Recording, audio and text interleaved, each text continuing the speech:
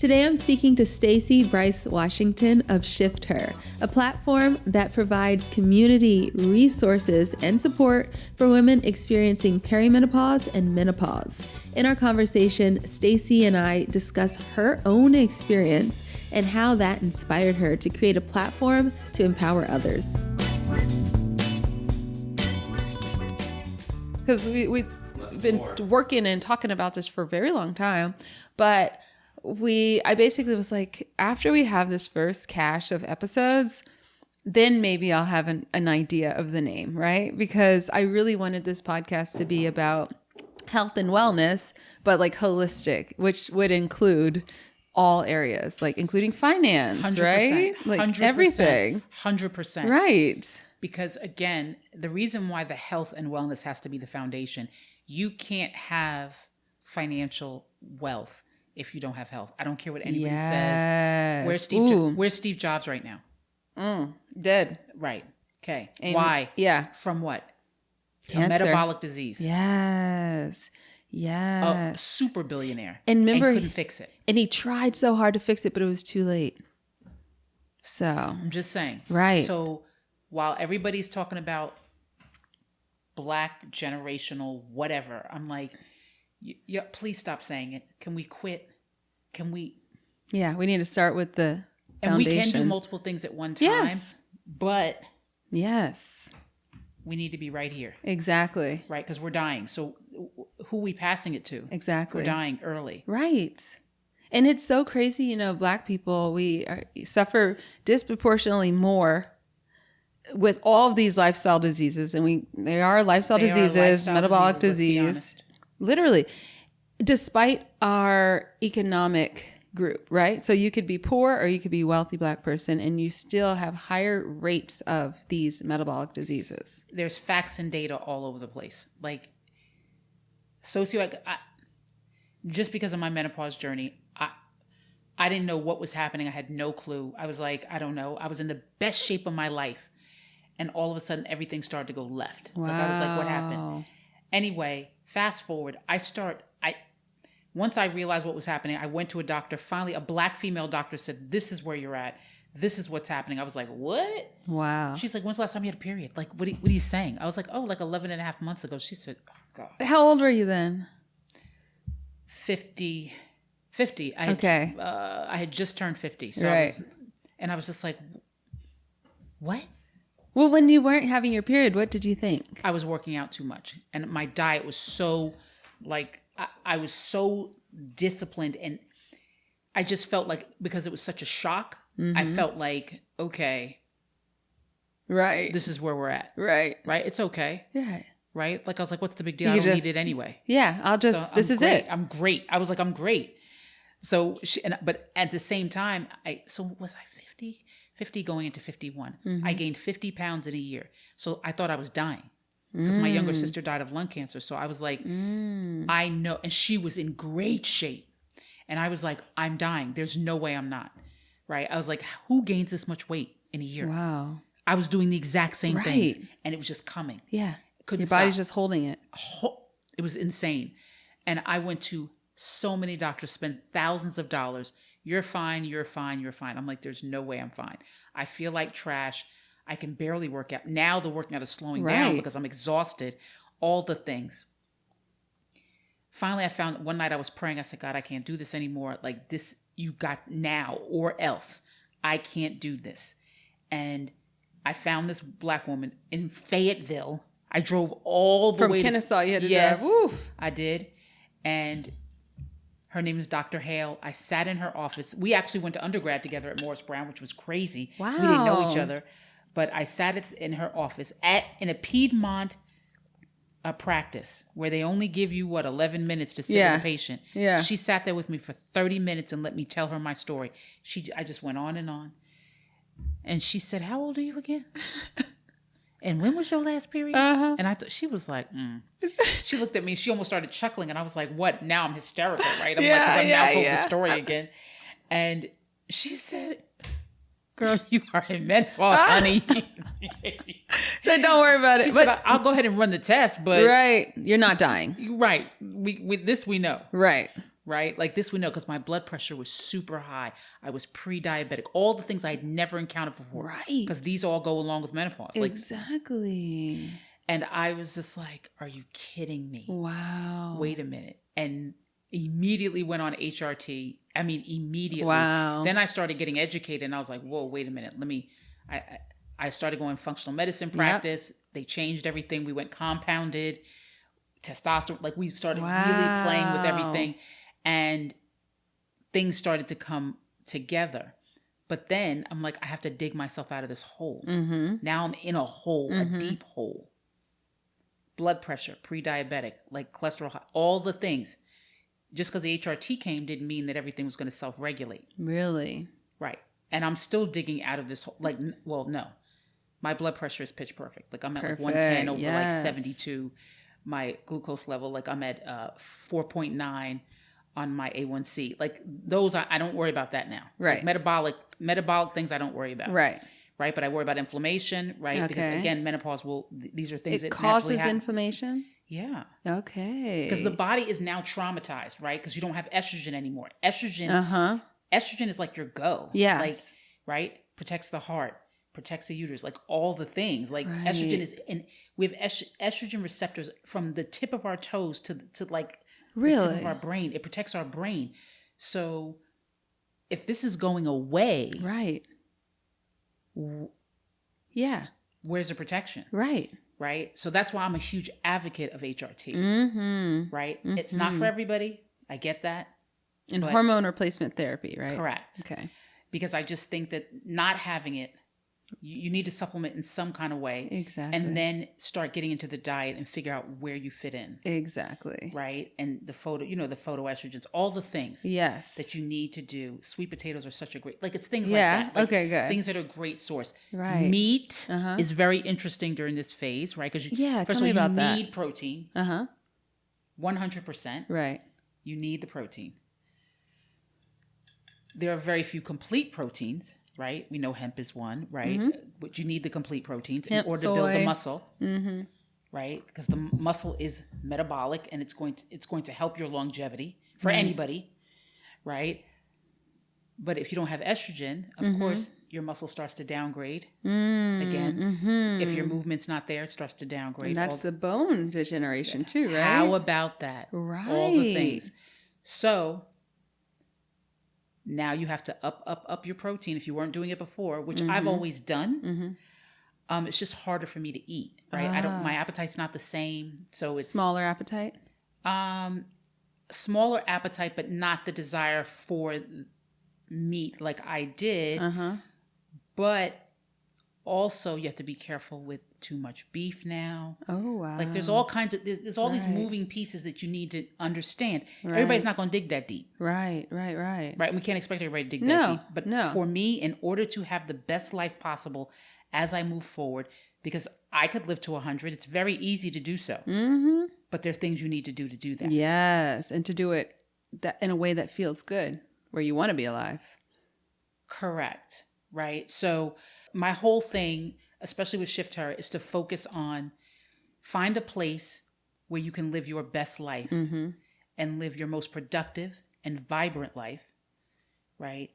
And help your body help you. Yes. Right? Because again, we clearly can destroy our bodies. It's very easy to do. Yeah, we do it every day. And it's so incredible though, with all the stuff that we're exposed to and we, willingly put into our bodies, that we still survive. Like the body is so resilient. And the way you can turn it around, these mistakes, or it might not be a mistake, it could be, environmental toxins that you have no control over. Like we really have control, and it's never too late. There's a Dr. Jessica Shepard, who's like my guru. I adore her. She wrote a book called Generation M, and in this, I think you interviewed her, right? Yes. And she talks about longevity and about just living a vibrant life. Yes. Right. So yeah, it's great. HRT, all the things, pellets, whatever. But there's also all these other components that go with it. Mm-hmm. Nutrition. Yes. Right. Huge. Movement. Huge. Lifting weights is important. Like hearing you talk about how active you are. Yeah. Right. Like I'm going to play tennis. Yeah. I'm going to do this. I'm going to do that. so important and all feeds into the vitality of it all. Yes. Right? Because absolutely. 30 years from now, yes, 40 years from now, you'll still be doing the same things because right. this is what you've always done. Right. Exactly. Right? That's another reason to start young. You know, like with young people, it's so easy. I remember in my 20s, early 20s, because I made my parents are a good example of being super active and really prioritizing this. But I remember having the thought of like, you know, drinking way too much, staying out way too late, not getting enough rest, and being like, oh, I'll deal with that later. But there was a time, it was really when I started practicing yoga in 2008 that I realized, oh, wait. The choices I make today are going to affect me later. Like it doesn't make sense to say, I'll eat healthy, I'll go to sleep, I'll stop drinking when I am 50. It start the foundation today. In that way, it's a habit. It's a necessity. Like for me now to be active is literally a necessity. Like I thank God. Yeah. I thank God for my body to be able to move in the way it can. And then the habit, the necessity, and it's a part of your lifestyle. It's no longer difficult, right? Once you've been doing it forever. Once you've been doing it forever, and to hear somebody at your age that understands that, right? It's intentional. Like you're being very intentional. I didn't stop drinking. I stopped drinking 3 years ago. And that was because I just realized it doesn't make me feel good. I don't get the best outcomes. Even when, you know, I thought I was in the best shape of my life, I was like, oh yeah, drinking is nothing. Oh yeah, it's something. Right. And it will definitely negatively impact your journey through perimenopause and menopause. I bet. Full stop. Wow. Like very bad. Like when I now do the pathology, when I look back, even though I didn't know that's where I was, I'm like, ooh. Really? Okay, Gosh. so what exactly? I know alcohol is literally a toxin. Literally. And when I think of it, I recently went to a nutrition conference in Huntsville, Alabama, and it was all of these nutritionists. And I was like, one question I really want to ask, because I so often hear us talk about lifestyle, so food and your exercise, but so rarely are we pointing the finger at alcohol. And I know personally a lot of people who eat really well, who are very active, but drink like every single day. Every day. But they're like, oh yeah, but it's not that big of a deal, right? Because it's only, a glass of wine, and it's wine. It's tequila. Yeah. It's no calories. And then I'm doing a skinny margarita. It's no biggie. Yeah. But I asked one of the dietitians on stage, I was like, okay, please, I know alcohol is bad, but tell me some more reasons why. And one thing that she said that stuck to me that I hadn't heard before was the way it destroys your gut microbiome. Which is so essential to everything. And after that, now I still do drink alcohol occasionally, but now I can't drink it the same. I can't. It's not the same now that I know that. I'm like, it's like setting off an atomic bomb. Crazy. And your liver. So I learned this. Yeah. Oh my goodness. There's another doctor that I absolutely adore. Her name is Dr. Sheila Payton. And I asked her, I said, why, when I was, there's no such thing as post-menopause, right? You're just in menopause. That's it. Why did I feel so poorly when I was drinking once in menopause? She goes, because your liver can't process it anymore. Everything starts to change and shift.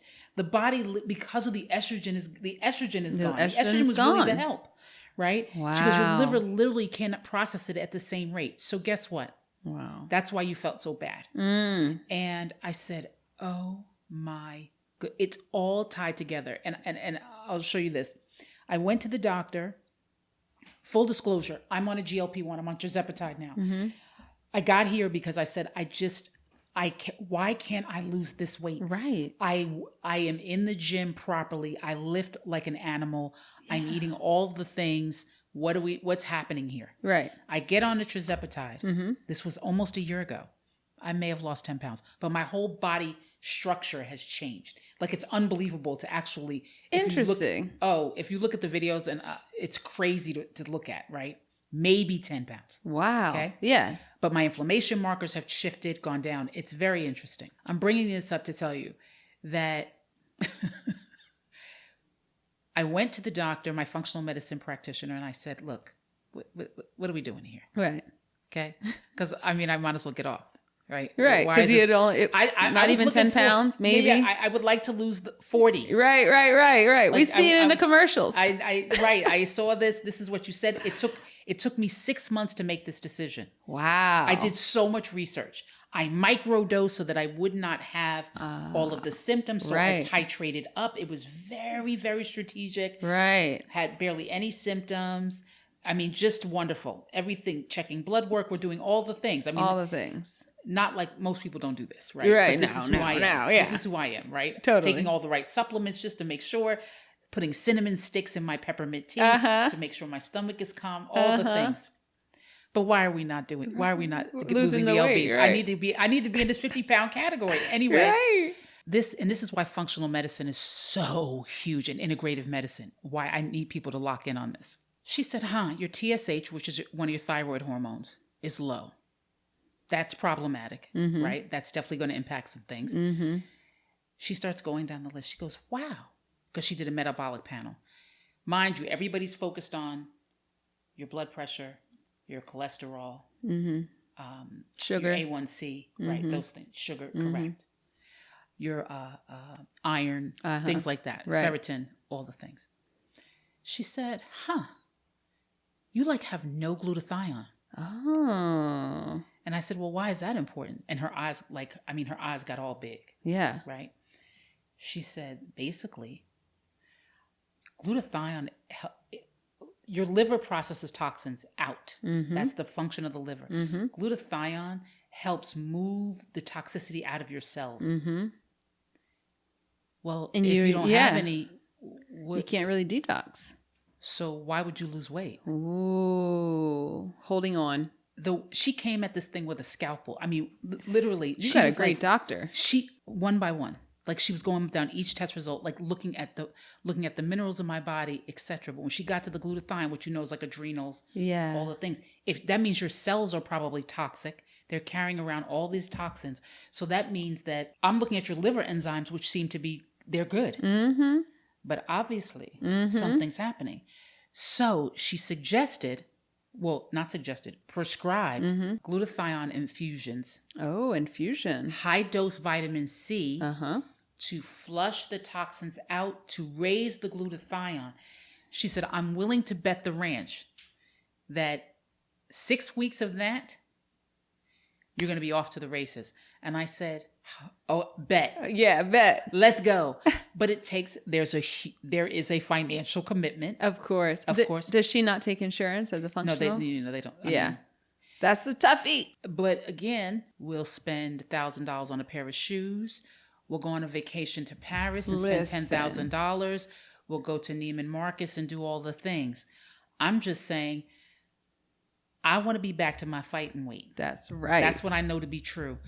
I need to live functionally and independently until God calls me home. And that's that. That's right. The investment is worth it. To me, I don't see how anybody else couldn't see it that way, especially when I know it's not going to hurt me. Glutathione is not going to hurt me. High dose vitamin C is not going to hurt me. If anything, it's only can help. Right. And you pee out the extra. Correct. And here's what's interesting. Another reason why I brought that up is because you talked about the microbiome. Yes. All it's going to do is strengthen the microbiome. And what is that going to do? Enhance my immune system. Right. So it's not a flex to say I never get sick, is it? No. It's not a flex. No. The flex is when you do get sick and you can battle it. Right. Right? So I think we just don't understand, right? But my point in bringing all of that up is that you have to be locked in to what's happening to you. Yes, It doesn't make sense if you're doing all the things and you're not losing weight. That does not make sense. It's not as simple as getting back on the treadmill or lifting another 10 pounds or whatever. Right. That's just not logical. No, right. Right. And it's about finding this, support, right? Finding the support. Right. Finding out when nutrition works for you. Maybe the vegan diet does work for you. Right. But what we do know is that it just can't be a diet full of highly processed sugar and what have you. It cannot. That's not going to work I don't think that will work for anyone. Maybe a 5-year-old for a little while. For a very little while. That's for not like even for like a day. Right. That's not even developed, right? And you know what you just said, though, about the investment piece? I want to say that again. I want to highlight it again, though, because it is so true. when we're willing to spend money on these outward things that make us feel good temporarily. But I follow this yogi, and he always talks about when you want something, when you get it, do you want anything else? Yes. You want the next thing. You want the next thing, the next thing. And like what you said before when we first started speaking was health is, you didn't say health is wealth, but bottom line, you can't have outward wealth without your health. You can't enjoy it. You can't pass it down. The real investment is in your inner health, right? And then from there, everything else can fall in line. Everything else falls into place, and then you can pass that to the next generation so that they can then live vibrantly and do all of the things. But the money's not the cure. We see that. We know, right. It didn't save my father. It didn't save Steve Jobs. It didn't save it. The money doesn't save you. It doesn't. Right? What saves you is the nutrition, the movement, the rest. Those things save you. Mindset, spirituality. The spirituality, finding a base and a core and a center beyond yourself. Right. Right. It's so funny though, because the microbiome, one of my favorite little tidbits about the microbiome is that it's like affecting your mood. It's responsible for your happiness. Most of the serotonin in your body is produced in the gut. Oh my gosh. So it's like, take it serious. This is it's like your second brain. It's the buzz phrase now. Like everybody's, you hear people saying microbiome, and I don't think people are processing what that really means, right? Your vagina has its own microbiome, skin, right? Your skin, your everything. brain, all the things, but the gut feeds all of it, right? So, I mean, that what we're talking about, Alzheimer's, dementia. Oof. Like, man, exactly. And it's not enough to take, it's part of it being a buzzword. It's like, yeah, there's a lot of research coming out about it, and it's fascinating, but half the time when I see the word mentioned, it's in regards to buy this supplement, buy this soda, buy. It's not about that though. You don't need to buy all the stuff. No. You need to. No, and it's funny you say that, because the doctor said to me, she goes, listen, let's get some more beets in. Like she started going down the list as it relates to, the glutathione. Like she was telling me things that are rich in it. So do that too. Yes. Right. And then I'm going to give you a supplement, and then I'm going to give you the infusion. So because we want to get it up and get it up fast. Exactly. Right. Exactly. We want a pill. That's our culture. Well, yeah. And especially a pill that's going to be synthetic. Oh yeah. It's not going to have anything close, like even related to, I mean, when you look at those ingredients on some of the supplements, it's like, what is, that's a good point. You got to be really careful about supplements. Yeah. Across the board, because it can negatively impact, and I take a ton, I'm into it. Yeah. I'm into it, but I'm reading everything. Right. Trying to understand, and educate myself. I'm not a doctor. I'm very big on credentialing. Okay, if I'm sitting in front of you, I think that's one thing I appreciate about you. Like, you're actually trained, educated, all the things. It matters. Yeah. It kind of does. I'm not saying that everybody needs to be in every situation. I just feel like if I'm putting my wellness, my health and wellness into your hands. Right. Exactly. Right. Yeah. I'm just being transparent. Like, I'm not going to even buy a cookbook. You're right. You want to know. I want to know, because my grandmother could cook. Yeah. But she had no training. That doesn't mean she should have written a cookbook. Well, yeah, definitely grandmas don't usually measure anything. So I don't know. I'm just saying, right? Like, I know my grandmother. Right. No, she's right. like, it's just a little bit. What does that mean? Right. You'd be like, what does that mean? Right. How do you pass down a recipe? Exactly. Like, I'm a little supposed to watch that. you? Right. My grandmother didn't even baking cakes. She doesn't even measure then. And it would be, they would dip the cup in, and just, exactly. They didn't even have measuring cups or spoons. Like, no. When I started cooking, so I was in college when I started cooking, and when I would go back home, and especially when I was trying to, I was writing my first cookbook, Sweet Potato Soul, and it was all veganized soul food. I'd go home and I would call my Nana and be like, Nana, I need you to help me. Like, tell me how you make this, and I'm gonna try to veganize it. And go to her house, and I'm like, wait, you know what? I never realized you don't even have measuring cups? Like, how are you making all this food? She's like, oh, I could just tell. And they can. And they can. And the cake comes out perfect. Perfect. My grandmother used to, I went to school here at Morris Brown College, and my grandmother would ship pound cakes from Orangeburg, South Carolina, and everybody would wait. They would be so excited. Really? Right? And I was always so proud because I'm like, these cakes are perfect. Right? And then when you realize that there's no measuring, right? There's no nothing. How is this thing rising? It's just like intuition. They were tapped in because we're on our phones too much. We lost that now. They were tapped in. Locked in. Locked in. To the process. To the literally. whole. And then I would go in her freezer. She had one of those body freezers. Yeah. Right? Yep. Mm-hmm. And there would be cakes and pies just stacked up. Wow. She was a baker. Oh, yeah. Wow. And I don't, like, she wasn't overweight. Wow. Like, I just think all that's so weird to me. That, like, how were they and they weren't using butter, they were using lard. Right. Which actually is probably better. Yeah, let's talk about it. Because, we were talking about the toxins, the toxic load, the glutathione, and how you needed more of that. Your body holding on to toxins, all of ours, the environmental toxins, and the toxins in our food, what they're spraying are especially the grains, the beans, the nuts, the seeds all of the things are toxic and make more inflammation in our bodies. And we look at our 2 generations ago, our grandparents, and they were, by all accounts, and my mom always talks about this, like they were eating cakes and mac and cheese and this and that. Some people were big, but it was nowhere near what we see today. I think the food was cleaner. Like glyphosate, when was that even invented? Glyphosate is like Roundup. Yeah, right? it's gross. It's really gross. Horrible. And reaps havoc. And it in the spreads. body. Like even if you're spraying it in a conventional field and you've got an organic field next to it, like a few miles away. It's almost like organic's not real because in this country, it almost can't be because the soil's just toxic. The soil is just toxic. The water, the air, everything.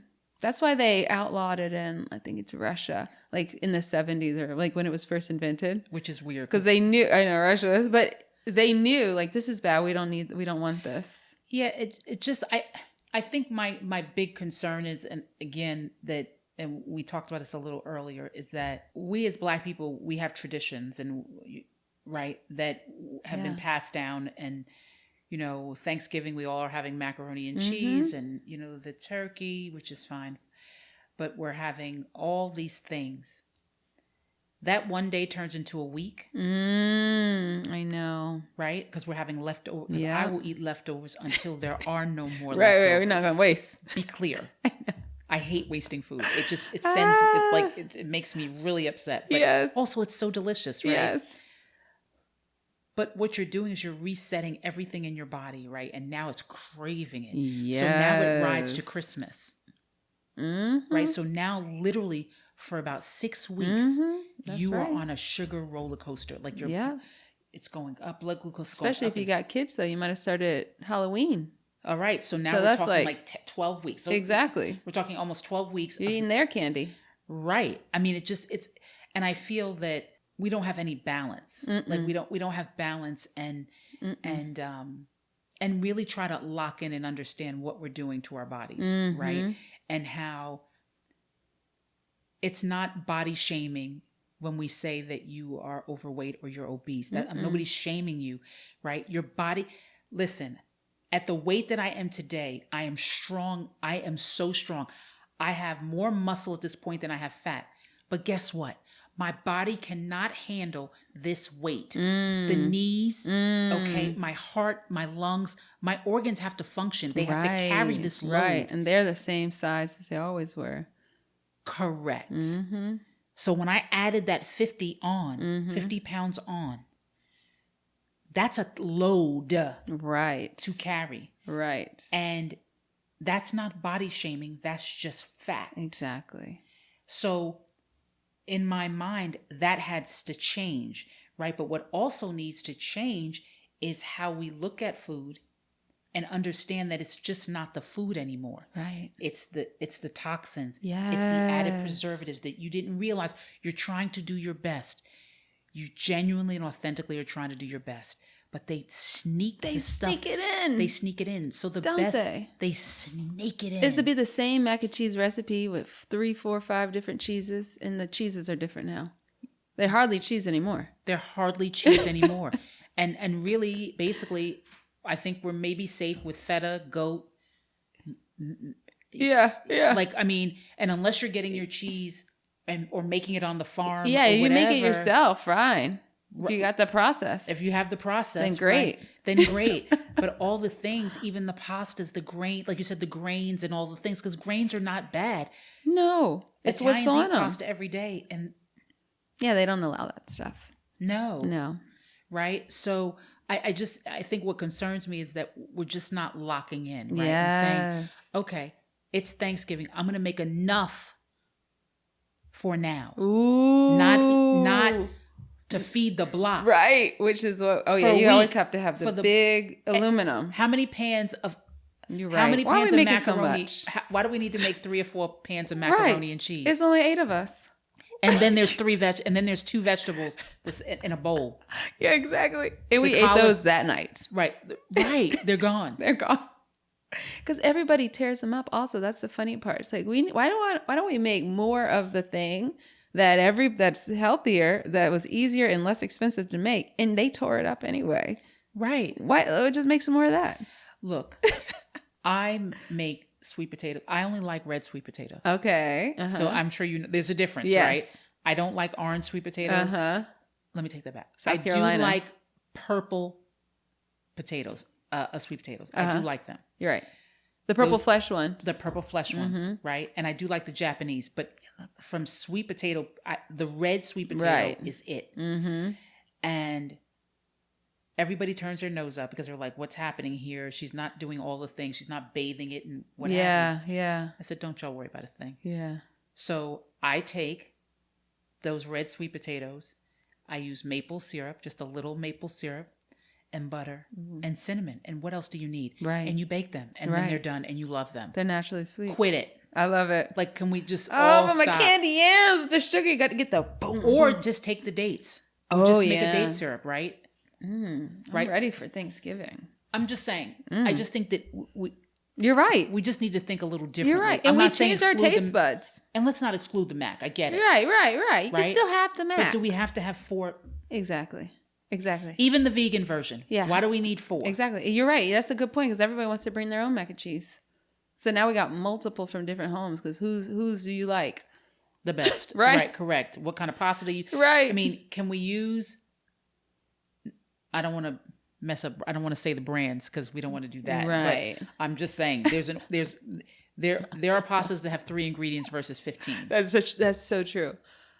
Right. Okay, but that's the thing about like traditions and soul food and culture. Like it's always been changing. Like our ancestors, they made these foods from a mix of tradition and necessity and what you had access to. And then times change. In the 50s, when processed food was invented, people started using more of that for their soul food, right? Correct. And then now we're in 2025. Like things can still change, but I think we, all ages, get caught up in like, no, this is the way it's supposed to be. Like, no, I can't do it any other way. This is how it's got to be. But as Black people, especially knowing the challenges that we face health-wise, from more than any other group, we really need to take serious, how can I make a change? Like we're just talking about at Thanksgiving, at Sunday dinner, at daily eating. How can I make a change, like a legacy change that's going to help? Change. Right. We need to take it seriously because nobody's going to do it for us. And this is, of all the things in the world we have no control over, this is one of the things that we have the most control. And it's not that, like, you don't got to fight nobody. You don't got to protest in the streets. Nope. Like, maybe to get the glyphosates out of the food, you would have to do that. I don't know. But before that, there are a billion things that you can change to improve your lifestyle and, your family's health. Like throw away iodized salt. Like just throw it in the garbage. You know what? That's a good question. I was thinking about it when you mentioned your thyroid markers. What do you do? I know you eat meat. Mm-hmm. So do you do anything else for iodine and for... I take iodine. Oh, you take... Okay. So interestingly enough, a lot of information, but it's important to understand this. She said, well, wait a minute. What...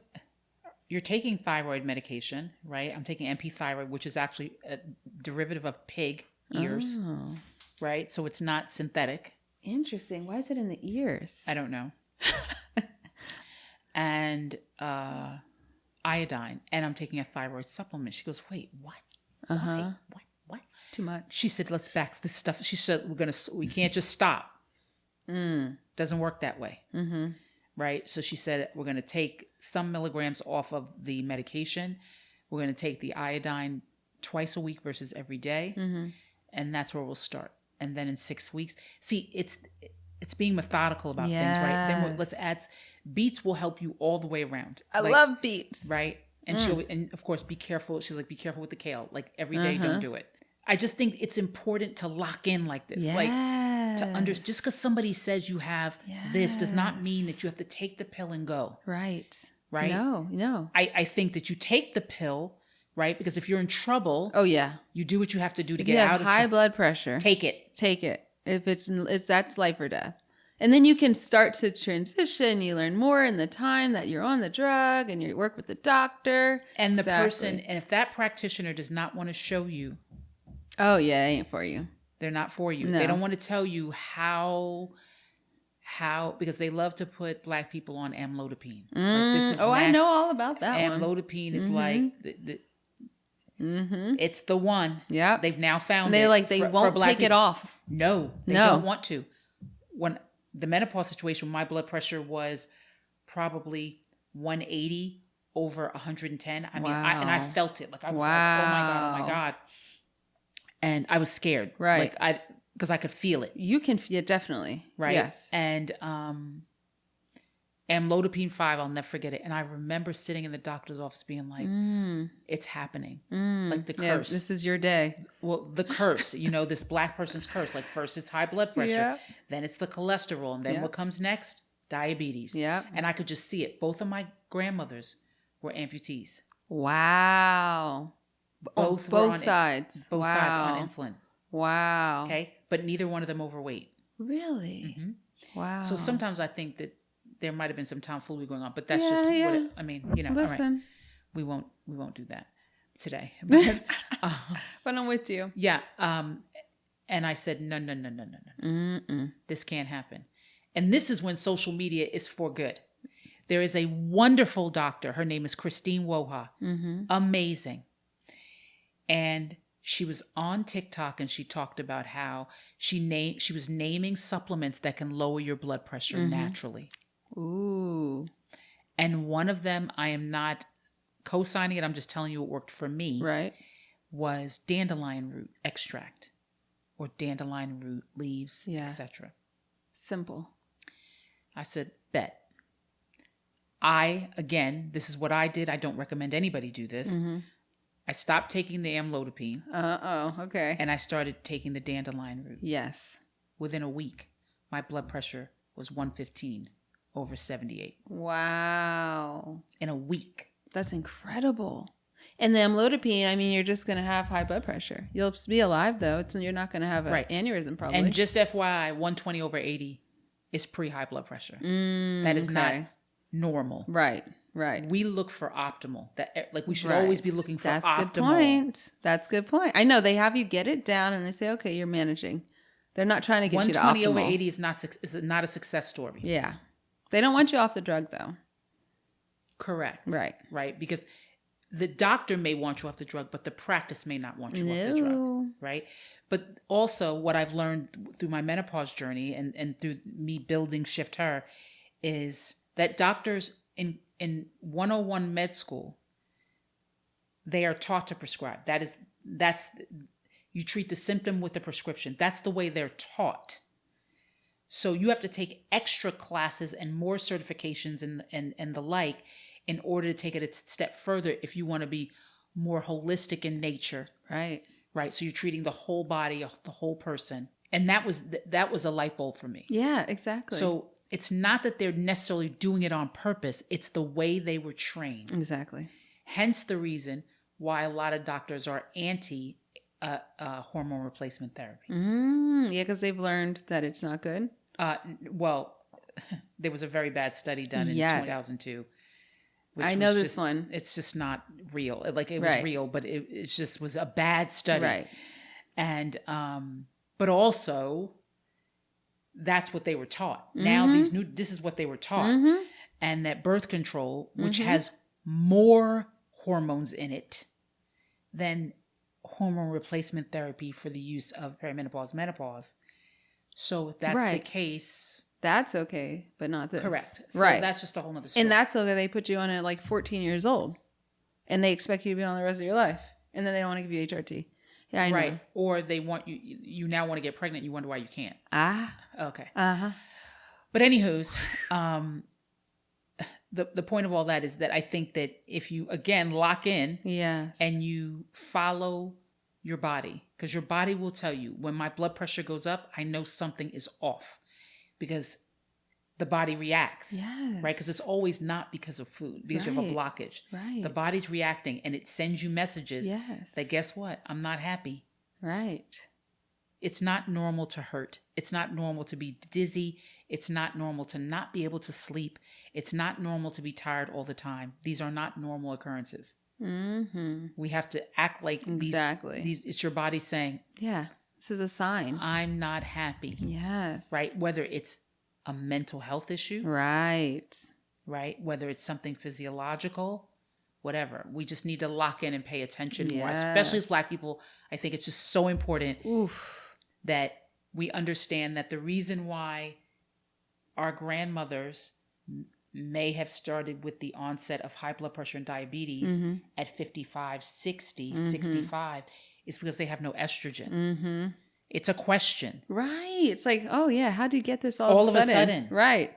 And they're eating pretty good. Most of those people are eating like not that much meat, especially processed food at all compared to what we have today. Right, because you couldn't afford it. They couldn't afford it to buy the process. Buying processed food was a luxury. Exactly. Right.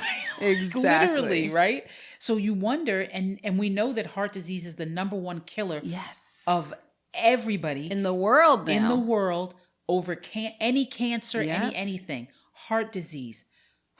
And women are at the top of the heap. Wow. So it's pretty curious that at 60 years old, the increase for heart disease goes up, which correlates with the fact that you have no estrogen. Your estrogen is downgrading.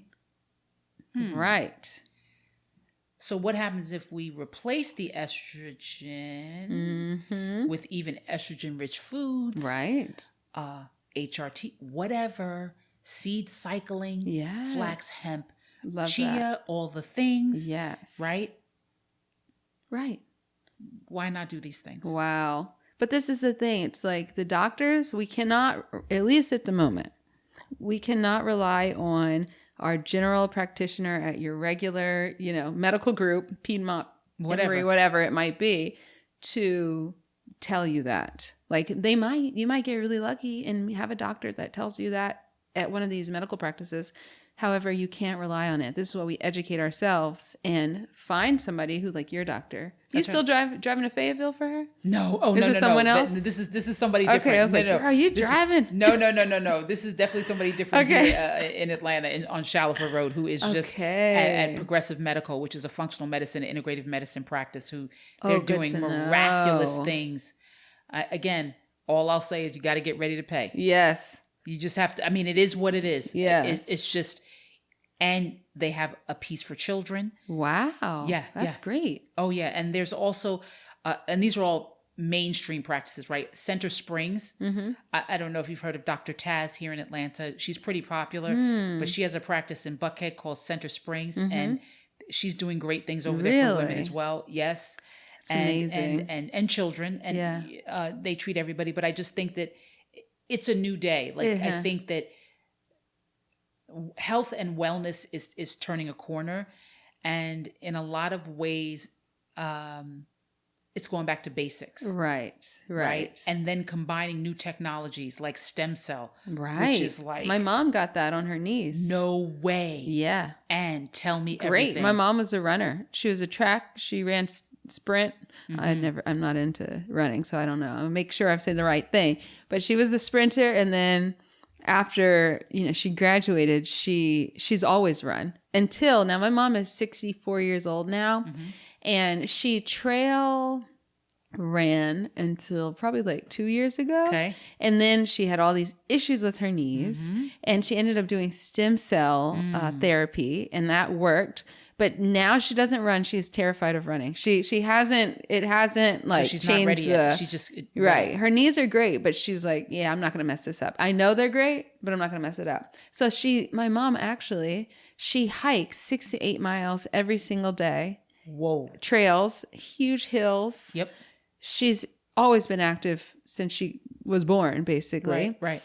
It's funny though, because we're talking about the menopause. I remember when my mom went through menopause. It was like 10 years ago. And my grandmother, we're all really close. My grandmother had gone through it, a couple decades before her. And the idea was just like, yeah, you just got to deal with it. There was never any conversation about, you really need to see what the doctor might be able to offer. Or maybe this is why, like my mom, the healthiest person, one of the healthiest people I know, who's always eaten well, always been active. She got high blood pressure. And we're like, how? You don't even eat meat. How? You don't even eat, none of this, definitely doesn't eat processed food. Nothing that you would expect from somebody, she doesn't eat out at a restaurant. So she doesn't eat a lot of salt. My mom is like a fruit. She does eat fish. She eats fruit, salads, and fish. That's all she's ever eaten. Now, fish is a lot of toxins, but still, high blood you're not going to give you that. Then now we're talking now, and I'm like, estrogen. Is that it? Yes, yeah, it's the estrogen. Like, and that makes sense. FYI, it's not too late. It's not too late for her to take get HRT. On. Yeah, I'm going to talk to her about that. But it is definitely a scalpel. Yeah, she's got to have the right physician. Progressive actually would be a great place. I'm going to send her there. To get to the bottom of, because there's so many oh my gosh. I mean, there's so many different modalities as it relates to HRT, but again, there's so many different things she could do. I guarantee you, especially somebody in her situation that has lived the life that she has, right? HRT would probably set her straight. Wow. Because that sounds like menopause. You're right. Not being able to lose the weight also around her stomach. It's classic. My grandmother's like, she knew that one. I should have brought you a copy of Generation M. I'll order Jessica. it. Yes, when I tell you, yes. Yes. Something she probably never had before in her life. And she probably looked down one day and was like, what is that? Yes, and she can't get over it. She's so upset with how can I? I travel with my mom frequently enough. And we're in hotel rooms. We just went on a cruise a few months ago. Teeny tiny room, no bigger than this table hardly. And she's got her little corner every single morning. Since I was a kid, I've never not seen my mom first thing in the morning doing all her series of planks, sit-ups, Russian twists, every day. And even despite that, even despite the great diet and constant activity, it's just amazing lifestyle, the stomach. I want to have her on the shiftHER Live. I'm telling you. Yes, you should. When I tell you, it is classic. It is like 101. It's like the poster child for this, because it tells you that you can't outrun it. Right. So you're thinking, okay, did she, if you don't mind saying, you can say not, did she have a lot of symptoms with her menopause? Yes, I remember. So here goes another thing. She was like always the hot flashes, not being able to sleep well. Oh my gosh. I feel like the hot flashes so were she the was biggest the night sweats probably constant too at complaints, night yes. of the temperature. Very uncomfortable. And it's gone for years. her now? It's gone for her now? Mostly, yeah. If she's at my house, she'll start complaining about the temperature. Yeah, she's like, she'll either be really cold or, especially in that front room, she's like, oh my gosh, you need to get a fan in here. I've lived here for 4 years. Every summer, she's like, where is the fan, Janae? So yeah, I think she still has a little bit of it. And probably keeps her house, we keep our house at night at between 65 and 67. Oh, wow. So my mom lives in the basement now. She rents out the top floors. It's like a big house in the suburbs. Yeah. She's in the basement, so it stays cool all the time. So she's just fine down there. Good for her. Yeah. Good for her, because you got to keep cool, honey. Let me tell you right now. That is like classic 101. Yeah, is it? Classic 101. Yeah. Menopause. I can't wait to talk to her about it. Yeah, no, it's a conversation. And now that you're in this coming around the bend here. Right. I'm almost 40. And I think that you have to, I'd be interested for you to document, like little things that you notice, right? Right. So what I would say is that the things I would probably look for Yes. is alteration in your sleep, Okay. like if something changes. Yep. Heart palpitations. A tad bit of anxiety, just like, like something that's not normal outside of maybe normal anxiety. Right. Definitely the body temperature, like this fluctuation of body temperature. What about, so your period, that's that's like the thing when you go into menopause, it has to be gone For 12 months. So in perimenopause, what happens to your menstrual cycle? It could be the same for years. It could be like regular still. Yeah. Oh, okay. So here's what's interesting. One of my friends is 54 and she still she's in perimenopause still. Wow. 54. Right. But she's having all the symptoms. Wow. Full blown and has for years. Wow. Yes. Was she on HRT? Nope. That's a lot. She's having all that discomfort? Right. But she's one of these folk who does seed cycling. Okay. Right. To help mitigate. It's still coming at her, but just not at full force. Wow. And she still has her period regular. Wow. 54. So, right. No. So that's why I say to you, I'd be interested to see, like, you may say, oh, I'm just not feeling well today. Yeah. But what does that mean? Like, what do you mean? Like, oh, the sleep disturbance to me is a big one. The heart palpitation is a big one where you're like, whoa, what was that? Like, ooh. Right. Or, the anxiety, I think, is huge. Or like all of a sudden just crying, like just being like, wow. like, so why am I so mood emotional? swing. Mood shifts. Okay. Yeah. Like that. Or even anger. Right. Like, or with things, because you seem like a very measured person and very joyful, which I love, where that just alters a little bit. Like where you're just like, really? That's so interesting. So I assume I have no plans to not continue doing what I'm doing now forever. So I will still have this platform, God willing, and I will share as I start to. I just would be interested to know, like, and I'm going to check in with you because I want to know. Documenting, like just little things, like just write it down, right, and see if it becomes consistent, right, and then you start to realize, okay, that's when I think your platform will shift a bit, because now it's like, whoa, wait a minute, right, and foods that you probably, but it seems like, I mean, you're on the you're all over the spectrum here with the sweet potatoes and the beets. Yeah. Every day is something different. Yeah, you're getting it all in. But just to know, like, I would love to see in the future from you, like a menopause cookbook, vegan cookbook. Ooh, I love that idea. Yeah. That is so cool. It's necessary because, again, the question of the day is, how do you get enough protein in? Right. As a menopause person, in order to maintain your muscle. Right. And you're pretty fit. You're pretty muscular. It's very visible. Yeah. Right? It's visible. How do you do that from a dietary perspective? Because now it's critical. Right. It's mission critical. So how much protein do you eat a day? Do you know how, like, how many grams?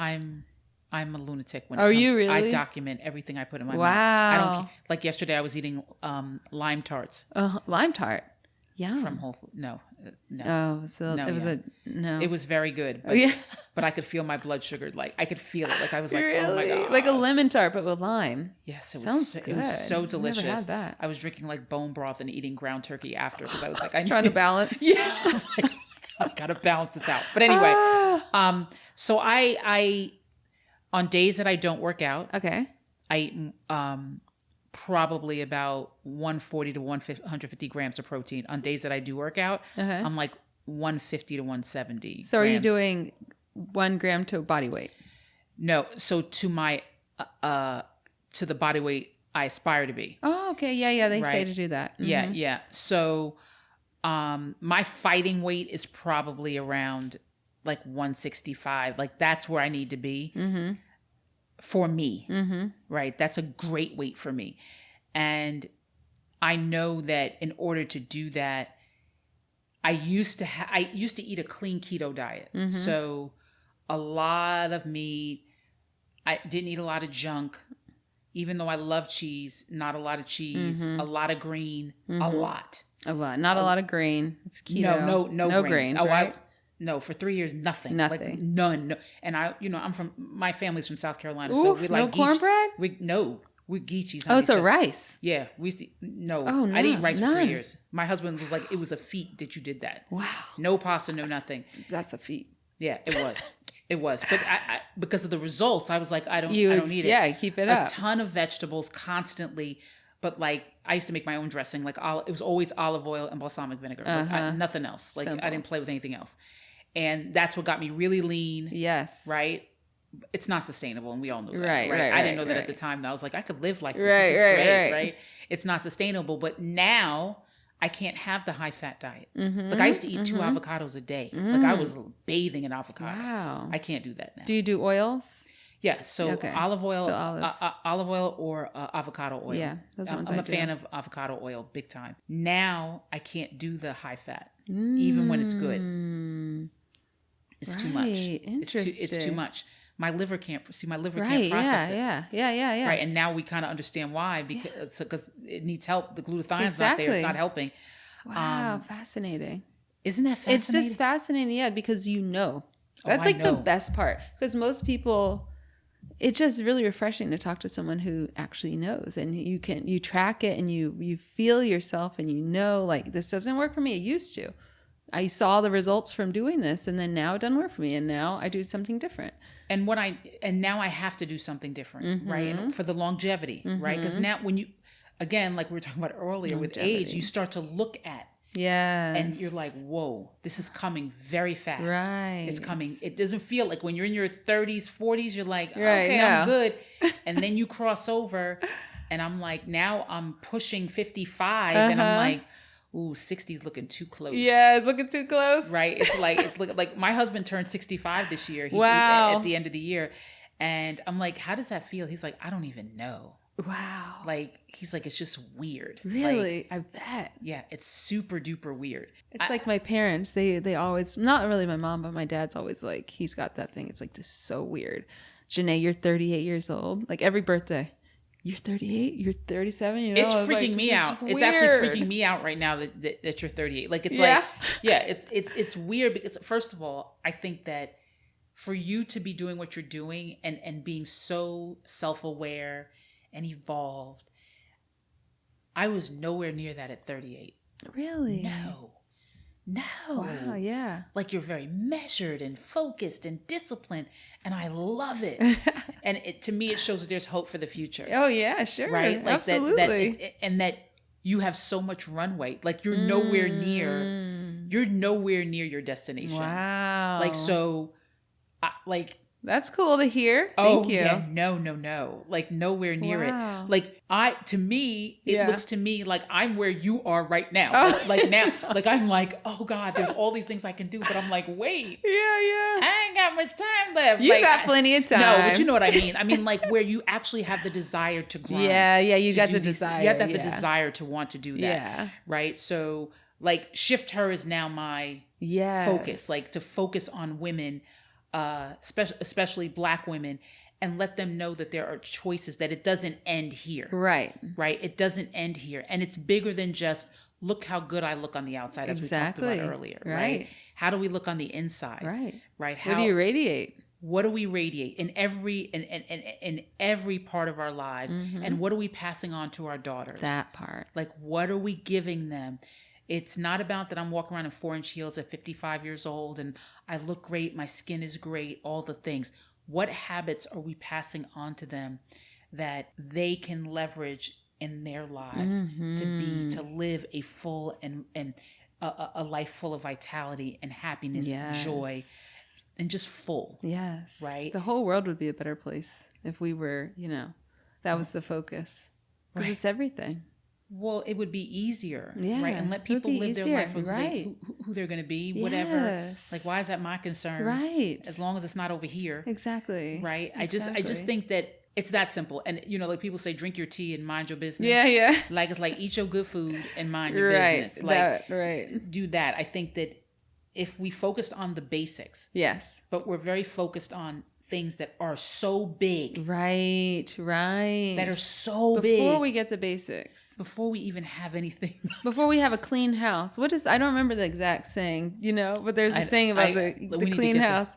You're right. It's like, how can you even look on the outside if like there's dust balls everywhere in your house? Yes. Like, and when people come into your home, they don't see any joy. Right. Like when I stepped across your threshold, I felt like I was like, I felt it. Oh, good. Well, I lock in that way too, right? Right. You're intuitive like that. Well, I am intuitive like that because it's also scary to me to be in environments that I'm not, like, I wouldn't stay. Ah, yes. I can't. I understand. I know what you mean. I don't do that anymore. So again, so I feel like you're so evolved. At 38, I was a need to please person. I was a person that I just wanted everybody around me to be happy at whatever it cost me. It didn't matter. Right. All those things. At 53, right. No mas. No. So if I walked into an environment that wasn't comfortable for me, I would make an about face and leave. And I wouldn't think twice about it. Right. And it wouldn't bother me on how it would impact you. Right. Because I have to protect myself. Yeah. Right. Right. Absolutely. And my family. Can we say that real quick though? What you just said there. I think this is an important little spot. Mm-hmm.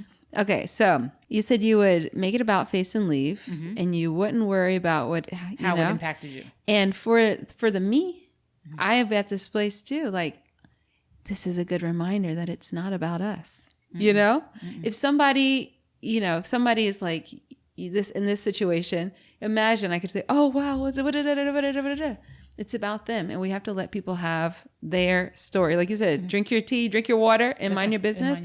And that is so freeing. And I love that you just said that because that is such a good reminder. But the fact that you're here, like you get that at 38, that means your runway, it's going to be so much easier for you to navigate. I hope so. Well, it does because when you're the prism you're looking through, it's different. You're not looking at it like, oh gosh, is everybody going to be upset? Is it going to be this? Is going to be that? I don't have the bandwidth to carry anything but my own luggage. Yes. Right? So in turn... What they do now. They do this. Yes, this thing. That's it. I don't have the... So if I walk into a situation where I'm uncomfortable or the energy isn't good for me, I have to leave. Because first of all, I can't carry and it's scary. It literally is scary to me. Yeah. It's doing something to your psyche. It's doing something to me. And then... It scares me because I don't want to bring it home. Ooh, and drop it in my environment.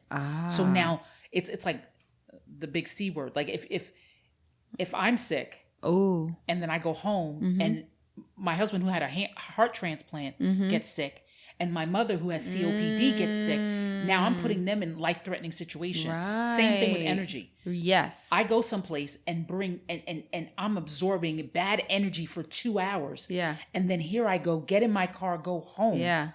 Good point. And then I drop that there for them? Right. No. Right. Ooh. No. I won't do that. You just said something. Especially like the way we carry energy too. So often, I'm a venter, the people it's like, let me tell you about it.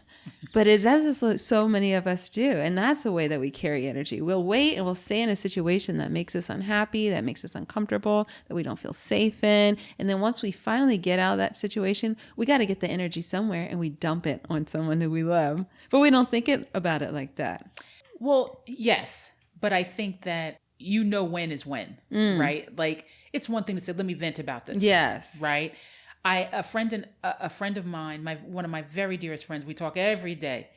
And one day we got on the phone and I said, you know what? Because as soon as we got on the phone, we're like, girl, I got so much to do. All the things and I'm tired and da-da-da. I said, we got on the phone, like our regular 9:30 a.m. call. I said, nope. I said, today, let's talk about what's going right. Let's talk about what's happened. And she's like, you're right. And then she just started rattling off all these great things. And I was like, yes, we just need to remember that there are some, that God is doing amazing things every single day. And we can't lose sight of those things. Right. Because it's about, where you put your focus. It's where you put your focus. Yes. And sometimes it's easy to put the focus on people and things that upset us and make us angry, right? And sometimes it's comfortable. What is it called? Trauma bonding? Is that what they call it? Yes. The trauma bonding? Because that's another catch phrase now. It is. Like we're trauma bonding. Yeah. And we do it with our relationships. we love to do over relationships. It makes it harder to move on. And yeah, you're right. It's like my husband. So all of this energy that I have now, my husband, it's because of him, because he doesn't, like if I'll start talking about something, let's say I'll start talking about politics and he's like, I'm not doing that. Yes. Like he'll stop it right in his tracks. Like let's say like something, he just is like, nope, because I'm invading his space. Right. And he's like, nope, stop. Yes. I'm like, but I want to talk about it. He's like, not with I him. really don't care. Yes. Like he's done with it. And I think it's important to check each other sometimes and say, you know what? It's a great lesson. Unless you're looking for feedback, like you want to find the lesson in it. You need, right. You need to bounce Exactly. right? Exactly. But not that, you know what I'm saying? No, just yeah. like, dumping and complaining. There's just no reason. You're spiraling down. Right. No. And you know the spiral. Oh, yeah. Like we like I was driving when I was coming here. I had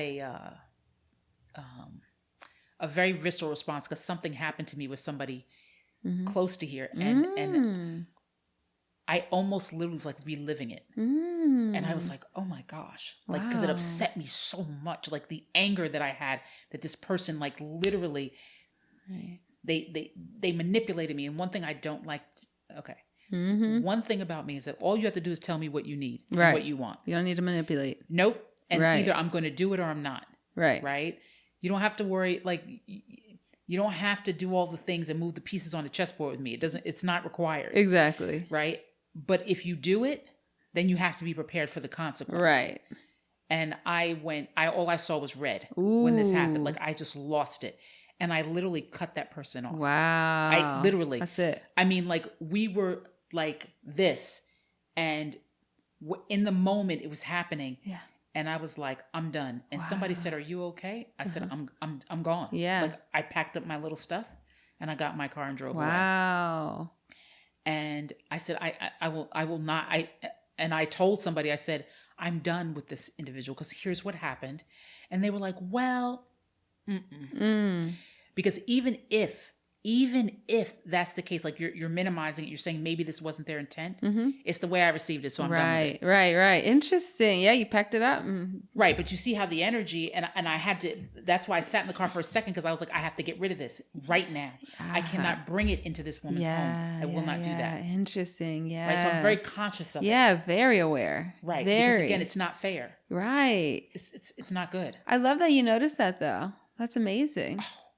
Because when it happens to you, you know, when you get around somebody and you're like, what is going on here? Yeah. Like the energy is so, right. Like, and it's somebody you know that you may be around normally, and you're like, something is happening. Yes. And you're like, wow, right. No, we always can pick up on that stuff. No, I think totally. So, and especially when women are very discerning when it comes to, right? Yes, well, we love red flags, though. We love to ignore red flags, don't we? That's true.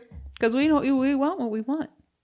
Right, regardless of the flag. Like, regardless of this. I'm not going to look at that. No, I'm not going to see that glaring thing. And technically, you really won't get what you want if the red flag's there. Because, again, that behavior is going to come out. So, all right, whatever. But we can fix him. Can we? I think we're all watching that play out on global television right now in a certain court case, aren't we? Yes. Which is like... I'm really spiraling with that situation. Wow. Like my husband's like, enough. Like, why are you locked in this hard on this? Really? Oh yeah. Are you talking about Diddy? Yeah. Yeah. Oh yeah. I'm not so locked in anymore. Like at first when it started, I was like paying, like trying to get some updates. But to be honest, no, I haven't got any updates in like at least 2 weeks. Oh. I don't know what's going on. Ooh, when we finish this, I gotta look it up. No, don't. What's going on? No? It's worse? Mm. Yeah. It's bad. That's how we say, look how blessed we are.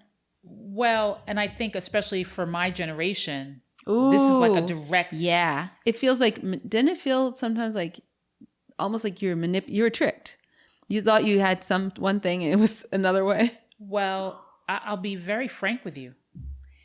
I think, and these are the conversations that are happening in circles, that you recognize some of this behavior. Yes. And you're from New York too. Yeah. You probably heard.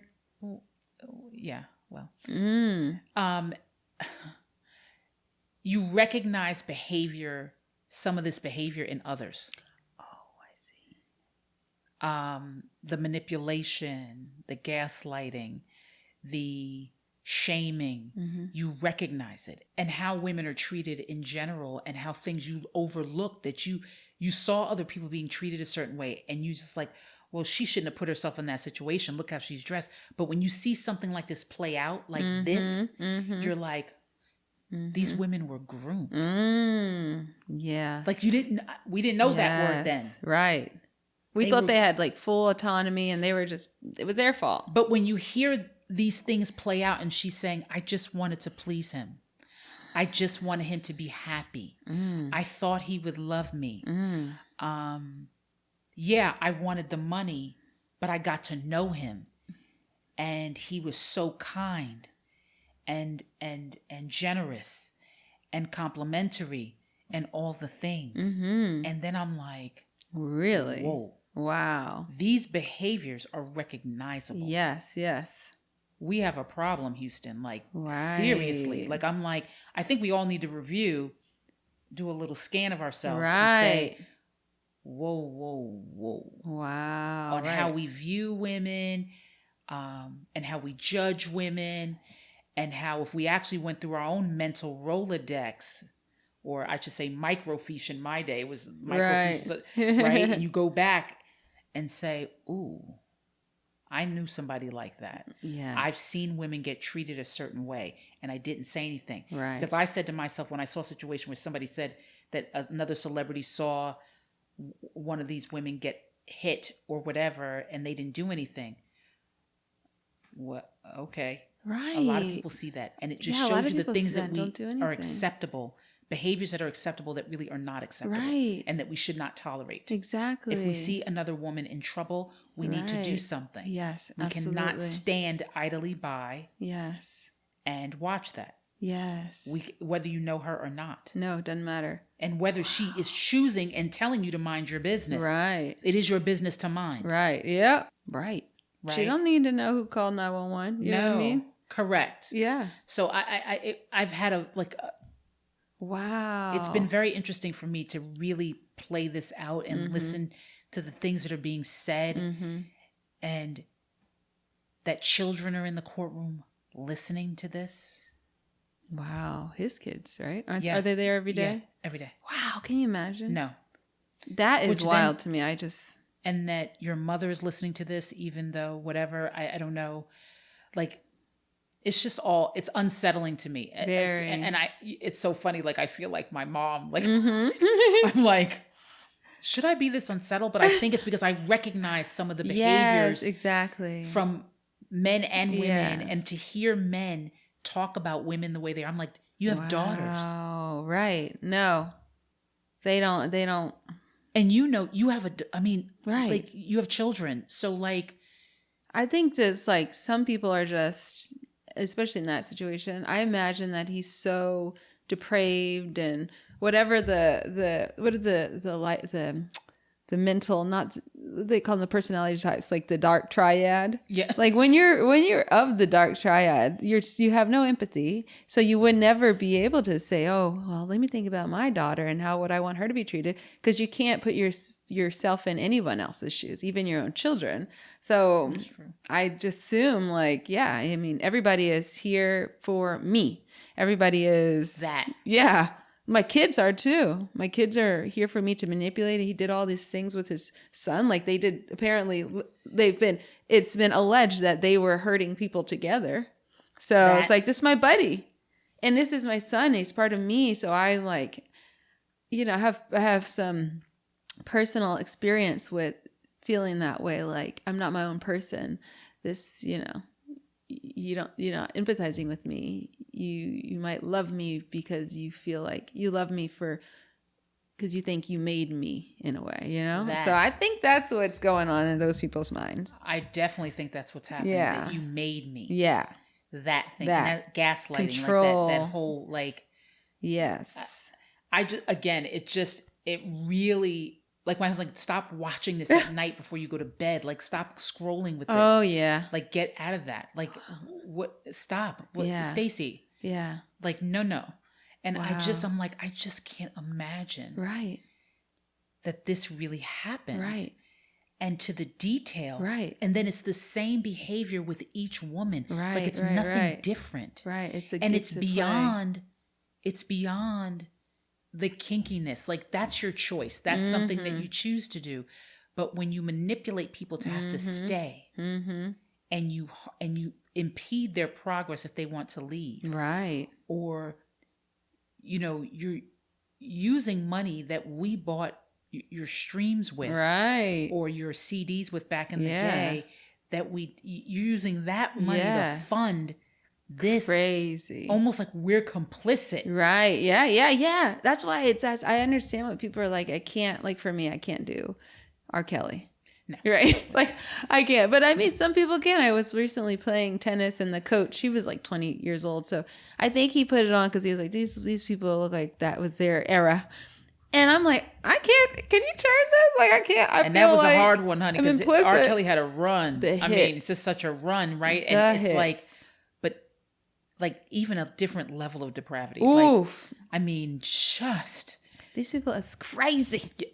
This is why I would not want my daughter. My daughter is very creative and loves music, and people have even been like, yo, she should be a model. Every step of the way, you just have to be with her. That's it. Nope. You could never leave her. But this is the thing. Did you ever watch that Nickelodeon documentary? Oh, my God. And remember, the mom who spoke up was like, I don't like what I see. They fired the kid. They're not going to hire your kid if you're right there hovering and making sure they're safe. They don't want, no, you can't work on this set. See, and my husband gets concerned because I get so worked up. When I saw that, I was like, ooh. And how is Nickelodeon even still a thing? I feel like, the whole industry, they're still doing all that stuff.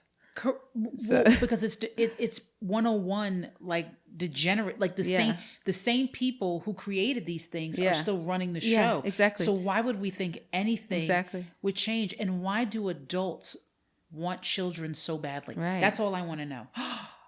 Just like, oh, did you see this? You know the little girl who does the boots on the ground? Yeah. The one who went on Jennifer Hudson? Yeah, yes. So cute. Somebody called Child Protective Services on the mom because they were concerned about this little girl gyrate. Because if you look at her moves, I mean, it's I mean, it can be provocative. Yeah, it is interesting because I have a little girl. I'm like, what kind of training? Well, how often did you make her practice that? You know what I mean? It's just like perfect. And are we reading the books? So are we doing homework? How? All right. But neither here nor there. She's performing at adult parties. Oh, really? She's being she's making money. Really? I thought it was just no. Her mom is hiring her out. Like she's doing the things, and so people were concerned around. Is this someplace like? Why would adults want a 3-year-old, a 4-year-old to come to their adult party where there could be alcohol and the rest of it and have this child perform? Why? Right? That is bizarre.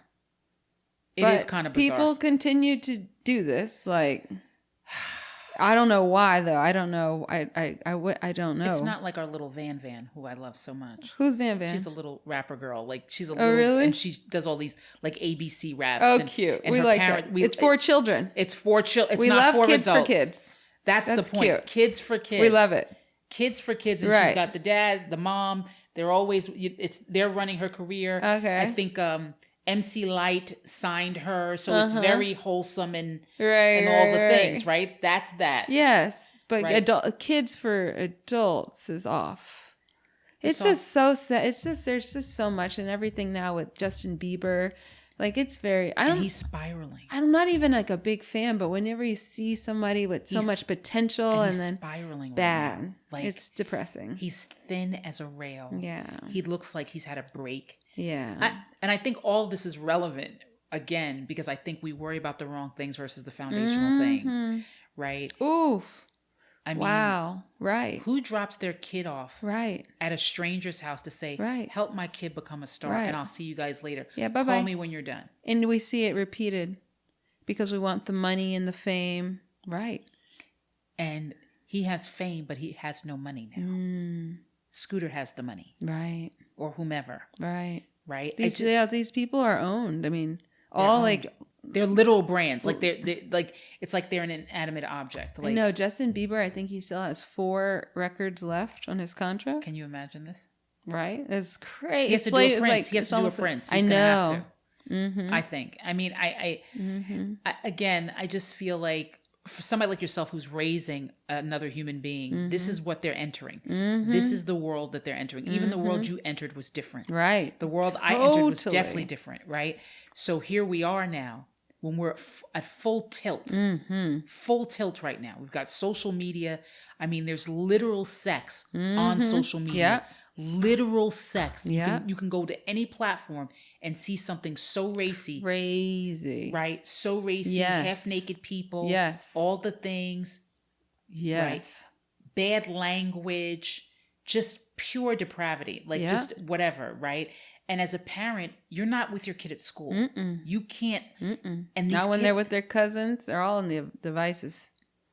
The little kids have cell phones now. Right. I have a friend whose kid is almost 13 and has not given them a cell phone and will not. That's going to be us. But the thing is, like, okay, my niece is 9. My daughter's 6, and they're super duper close. My niece has a phone. She mostly, when I'm there, you know, I see her doing like coloring. They do all this coloring on the phone now. Yeah. It's like literally coloring, but everything's perfect because you're using like, I don't know if you could even get out of the line if you wanted. I don't know. But she's just always coloring. And she's like, look at what I made. But so my daughter's always like hovering over her shoulder. And I just think about, you know, when my daughter's 9 and my niece is 12. So they're 3 years apart. So in the future, when it's the 9 and 12, like, then what are you looking at, you know? But the thing is, like, for me, back to like the foundation, as a parent, you know, we have the food and, you know, active, and my ex and I, my co-parent and I are trying to be very good examples of like, this is how we act. Like, we're not like proselytizing. However, I do think going forward in, you know, just like what we need most going forward is spirituality. 100%. Like number. I mean, even, you know, health, I think spirituality helps you to honor your body and see the importance of health, right?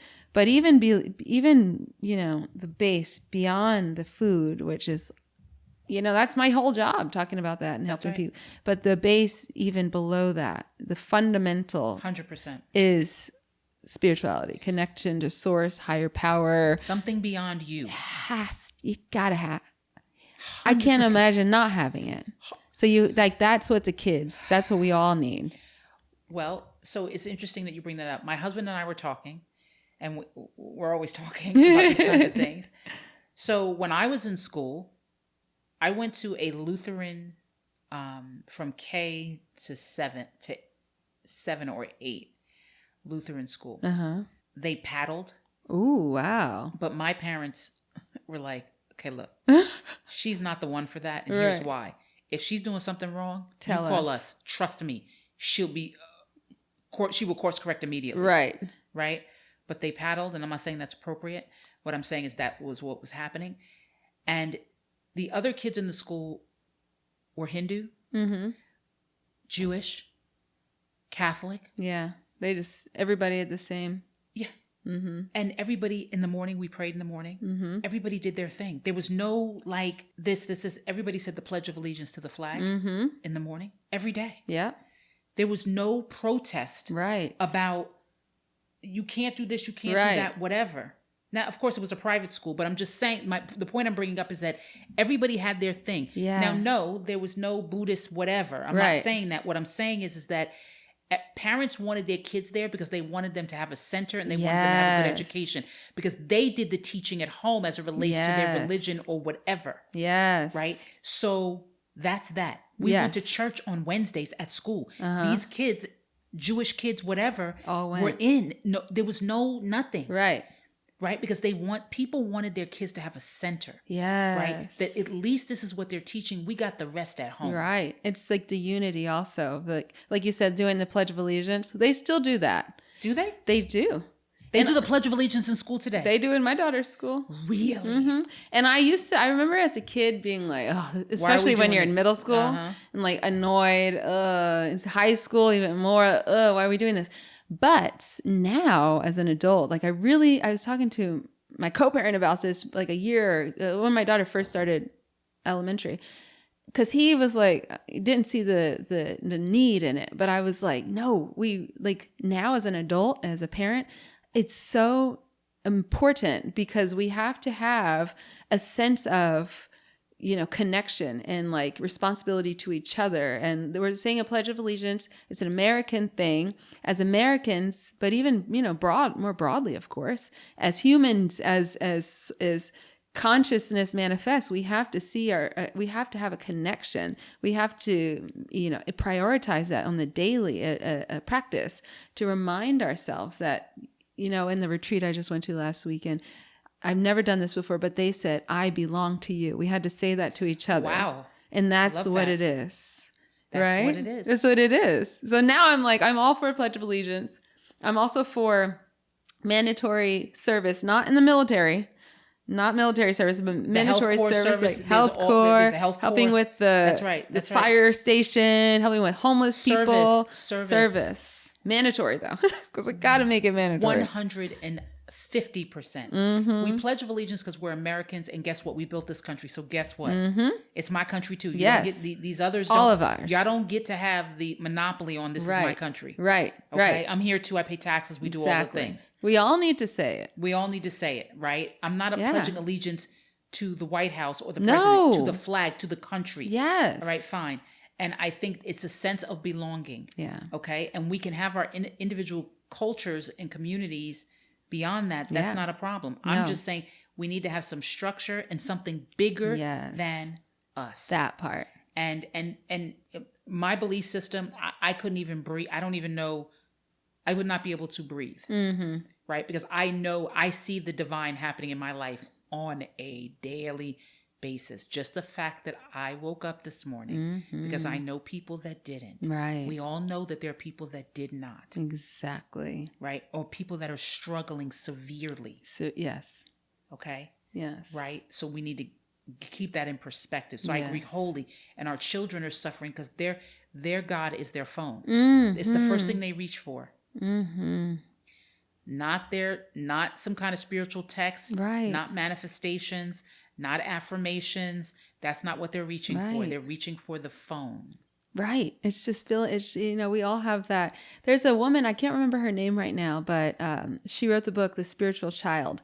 And she talks about how all humans are wired for spirituality. It's how we seek it. It's how we try to fill that like basic necessity what's inside of us. Because it's a need. It's a need. So like you said, some people choose the phone. A lot of people do drugs. A lot of people do, anything. It could be risky behavior. But what you're trying to do, it's literally the same need, no matter what you try to fill it with. But according to her and myself too, it's like there is a higher power that's beyond drugs and alcohol and risky behavior and your cell phone that is constant. And so but we're all trying to find that one thing.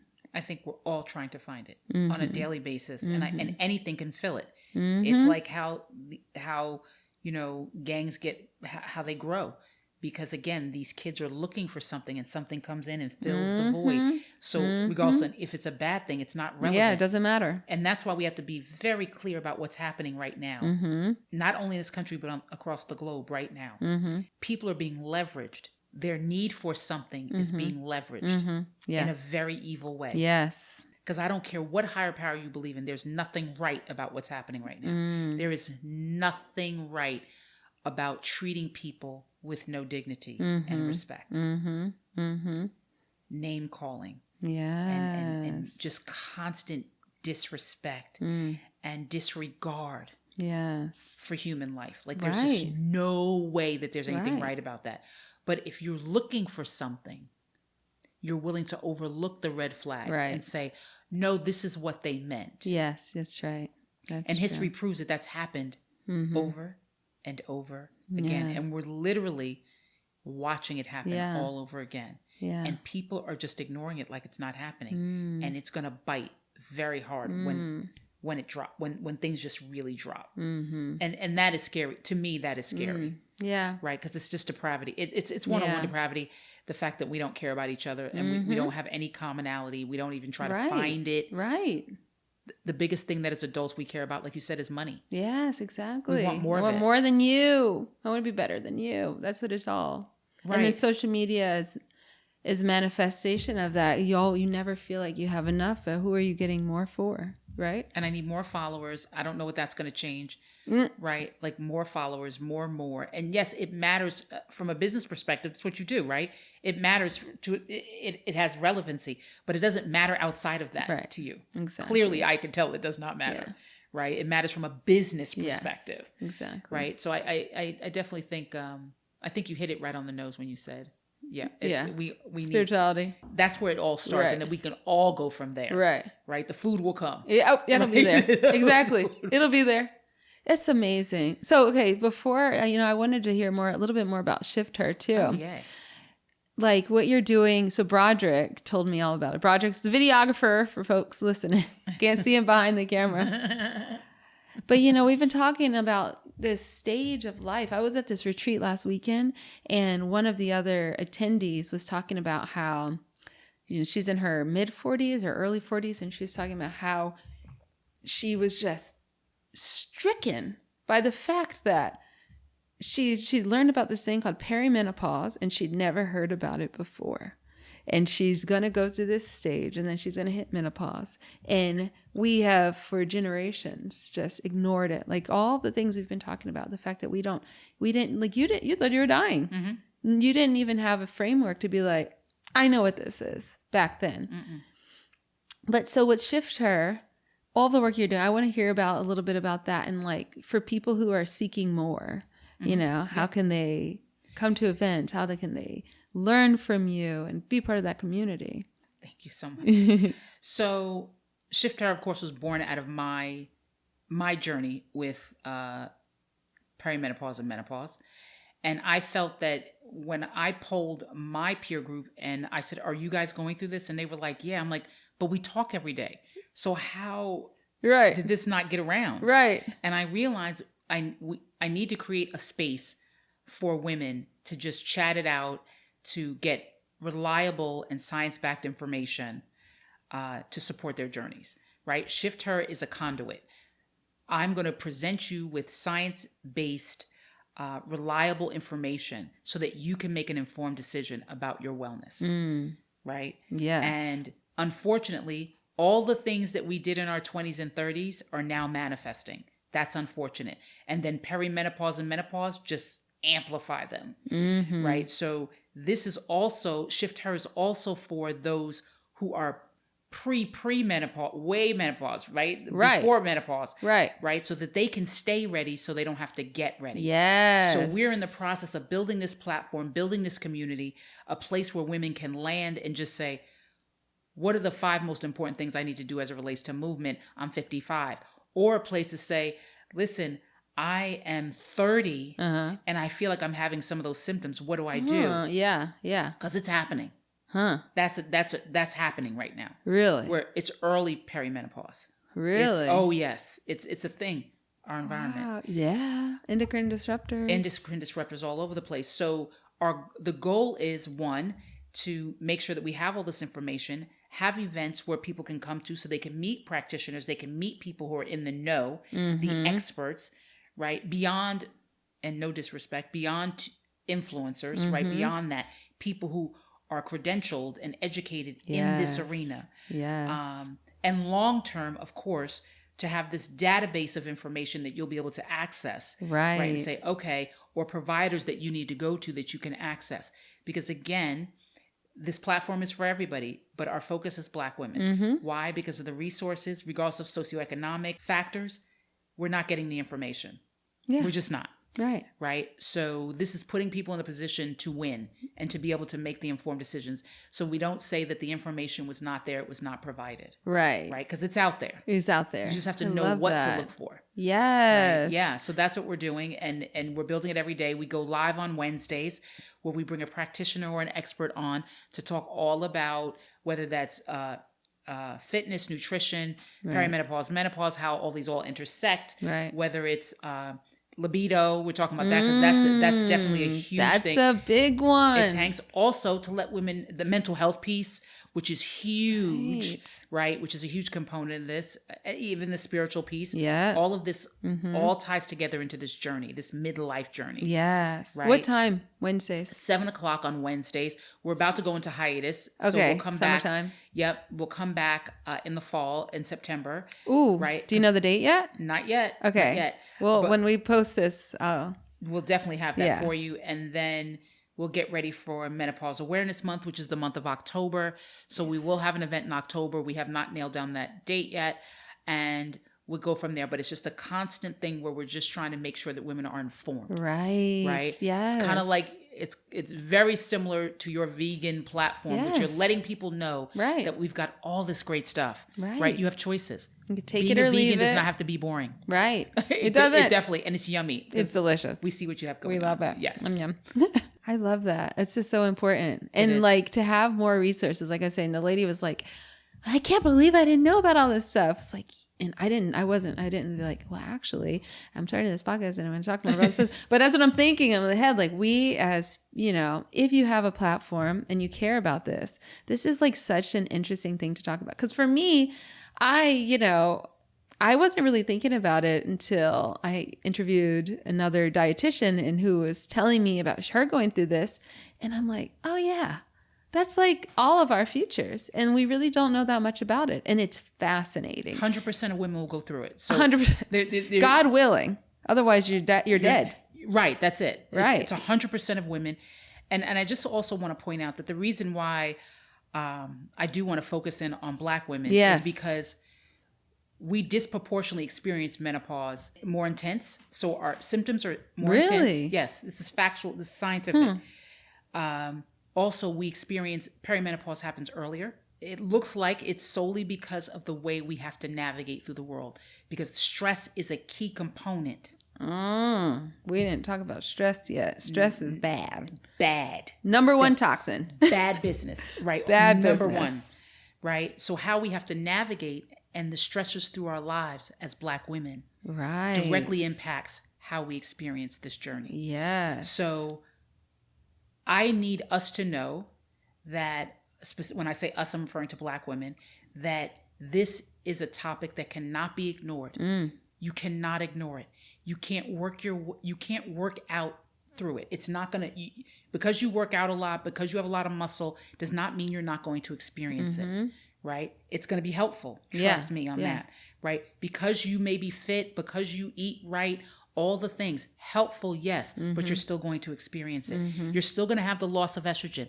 You may or may not have symptoms, but guess what? The estrogen is still leaving you. It is what it is. It is what it is. And you're still going to have the loss. So your heart is losing some of its protection. Your brain is losing some of its protection, and so on and so forth. So it is imperative for longevity. Yeah. Right. And I keep on thinking about your mom, because I'm like, that knee issue. Right. 100%. I hope she gets back out and runs, because again, she can still build bone. Right. Right. By the jumping. Right. She's afraid to do that now. Really? She shouldn't be. Right. Oh, we have to bring her all the way into the fold. 100%. All the way in. 100%. Because she needs to be back out she there would doing be her thrilled. thing. Because sprinting is huge. Like, first of all, for the body, right? Because now the workouts have to change. Yeah. Right? So it's no longer cardio queen, as Right, Dr. no. Sheila likes to say. We can't be cardio queens anymore. No more. Those days are over. Right? But things like sprinting, short bursts of energy, raising, because you have to be careful. The cortisol, that cortisol being too high all the time. No bueno. No bueno. Right. Honey. No.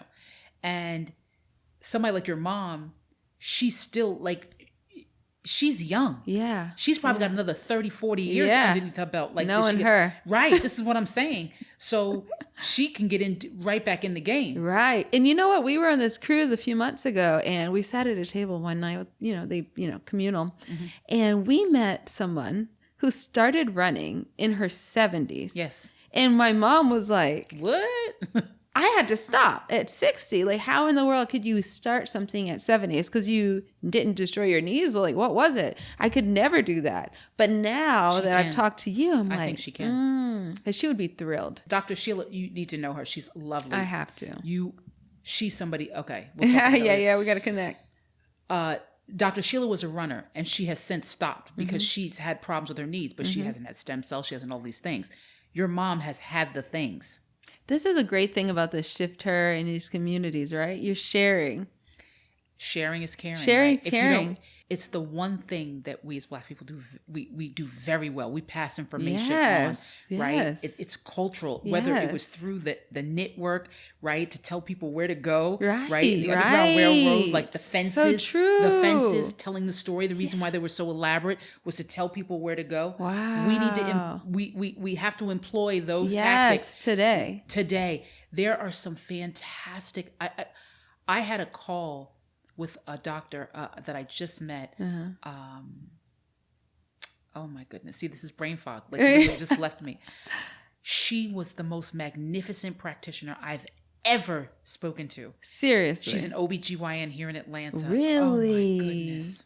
It'll come to you. You're going to let me know. She's so amazing. And in speaking to her, she just got it. It was like she is going to be the linchpin in everything I'm trying to do. Wow. Right? That we're trying to present. Because shiftHER is not for me. It's Right. for you. Right. Right? I want you to be empowered at 38 years old to say, listen, all right, I've lived this great life. Like I've been doing all the things right. I don't want this to be derailed. Right. Right.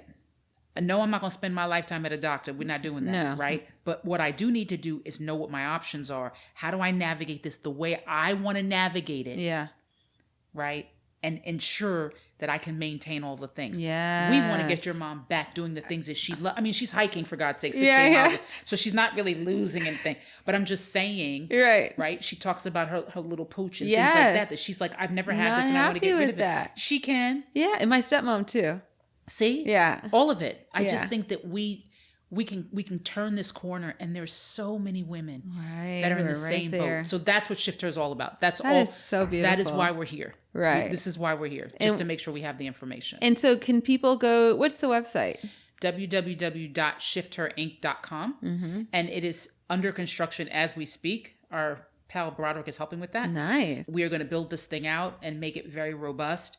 We've got a lot of support, so that's great. So you guys have a newsletter? We do. So by going to www.shiftHERinc.com, you can sign up for the newsletter. You can sign up for our events to get notifications about our events, which everybody needs to know about because Yes. we know how to put on an event. That is for sure. Our meetup groups that we'll be doing. Yes. Okay. Could be in your town too. You never know. Right. shiftHERinc.com. www.shiftHERinc.com. Perfect. Yes. Perfect. And Yes. have everybody sign up and Sign up for the newsletter. Sign up to learn about the events because we're going to start doing meetup groups. perfect. So that, even like in the local coffee shop, we'll do some of them Yes. virtual. We'll add people in. Nationally, if people want to get on board, we just want to make sure that we get as much information and empower people the best way possible. I see it. I love it. Yay. Thank you, Stacey. This was so much fun. Thank I you learned so so much. Yeah. I'm so excited. Me too. Yay. Thank you for having me. You're welcome. Thank you for being here. Yay.